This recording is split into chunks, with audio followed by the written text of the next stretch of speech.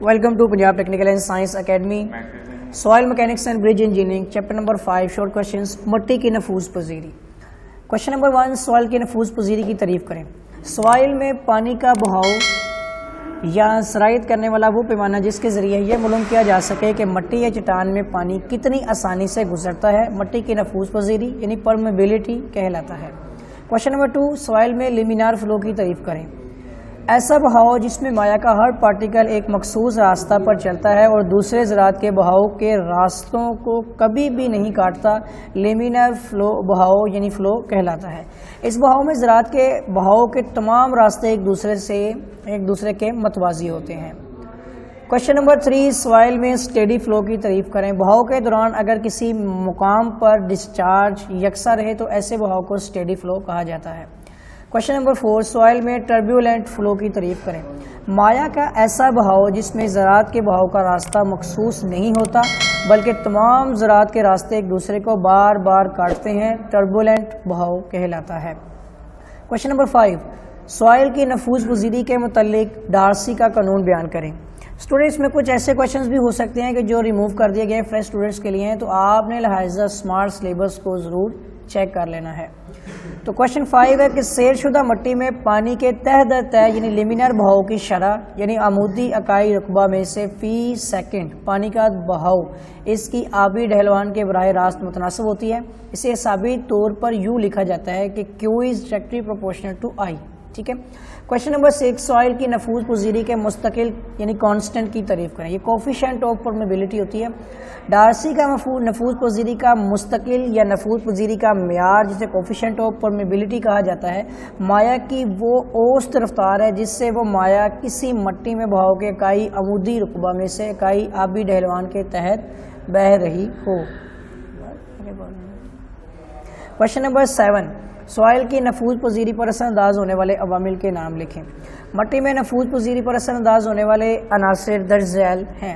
मट्टी के ज़रात की जिसामत और शक्ल का असर, मट्टी में मौजूद मसामी पानी की खुसूसियात का असर, मट्टी के मसामी निस्बत का असर, मट्टी के ज़रात की साख्ती तरतीब का असर और मट्टी में मुकीद हुआ यानी शामिल हुआ नामियाती गलाजतें और सेर पर के दर्जा हरारत का असर.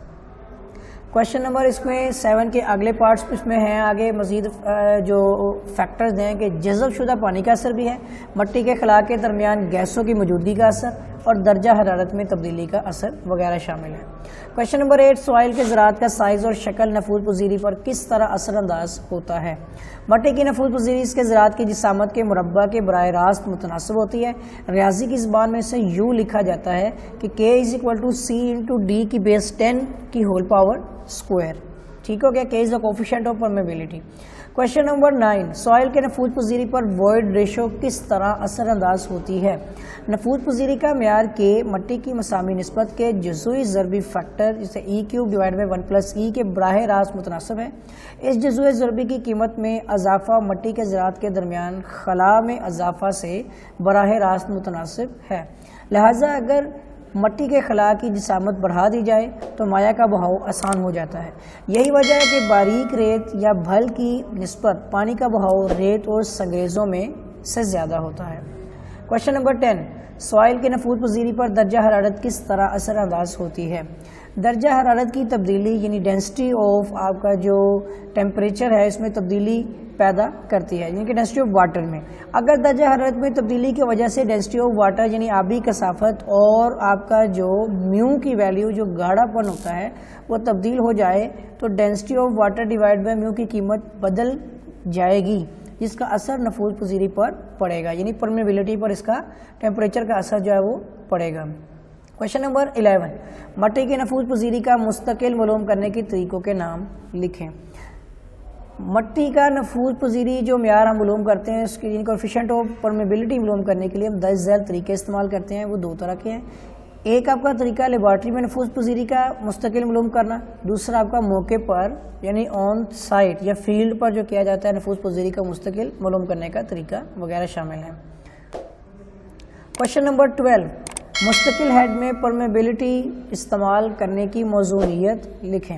मट्टी की नफूज पजीरी मालूम करने का यह तरीका दानेदार सॉइल यानी ग्रेनुलर जो होती है आपकी ग्रेनुलर जो सॉइल होती है उसके लिए मौजू होता है. क्वेश्चन नंबर 13 गैर मुस्तकिल हेड वाले परमी मीटर इस्तेमाल करने की मौजूनियत लिखें। ये तरीका बारीक ज़रात वाली मिट्टी यानी चिकनी मिट्टी और बल वगैरह का नफूज पजीरी मुस्तकिल यानी कोफिशिएंट ऑफ परमेबिलिटी मालूम करने के लिए इस्तेमाल करते हैं। Question number 14 cone of depression की तारीफ करें। जब कुएं में से पानी में से या कुआं जो होता है कुएं में से पानी का जो पानी कुछ हिस्सा यानी कि अरसे के लिए निकाला जाता है तो कुएं के गिर्द पानी की एक मुस्तहकम हालत पैदा हो जाती है और कुएं के गर्दोनवा में एक कमी वाली कोन पैदा हो जाती है, ठीक है, जिसे कोन ऑफ डिप्रेशन कहा जाता है। ये कमी वाली कोन भी कहा जाता है।